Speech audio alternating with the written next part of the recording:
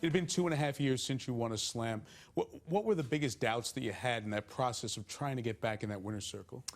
Well, I mean, it's nice playing quarters and semis of big tournaments, you know, and giving yourself opportunities and being so close. But eventually, you want to take the next step, and that's what I was able to do with Djokovic again. You know, give myself an opportunity for the finals. Because in the finals, on any given day, you don't know what's going to happen, you know. And I've been there before, so now experience might play in my favor. But at the same time, the other guys are younger.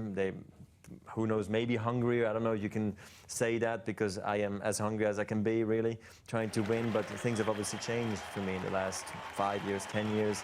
It all happened so quickly then, and that you're being rushed from one to the next, that now that things are more calm, I'm older, I have more experience, I'm more aware of the moment, which can be helpful and not sometimes. You said that you were in 18 of 19 slam finals and then went that stretch where you weren't.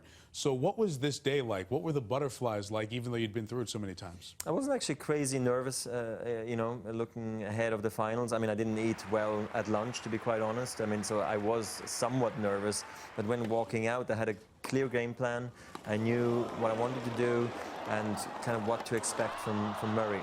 You said a wonderful thing at the center court ceremony at the end, that you think Andy will win a Grand Slam, if not more, someday down the line. What did you see on the other side of the net today? Because you've played him 3 times in finals before. What did you see today that gives you the belief he's going to get there someday?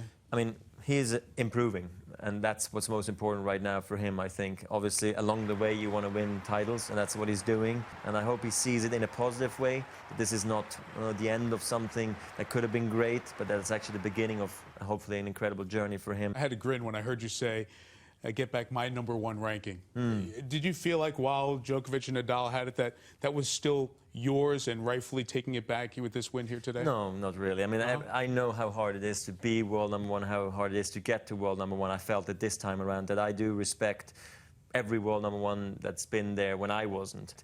And I was so close of Pete's record, who is such a hero of mine, you know, so now that I can equal his great record is quite extraordinary. People have talked about the age number and being 30, almost 31, yet this was almost a rejuvenation of your career in the eyes of so many. What do you see as the next couple of years?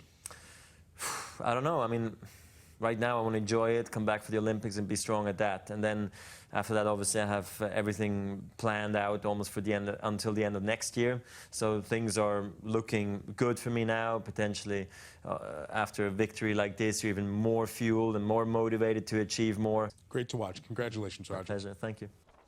He's incredible. 75th ATP Tour title. That's the 4th most in the Open era. Since his first full season on the tour in 1999, he has averaged just over 5 wins per year. He's 31 now, though, so he'd have to keep this up for a while to break the record. If he is to catch Jimmy Connors for the most tour titles ever, he would need to play 7 more seasons.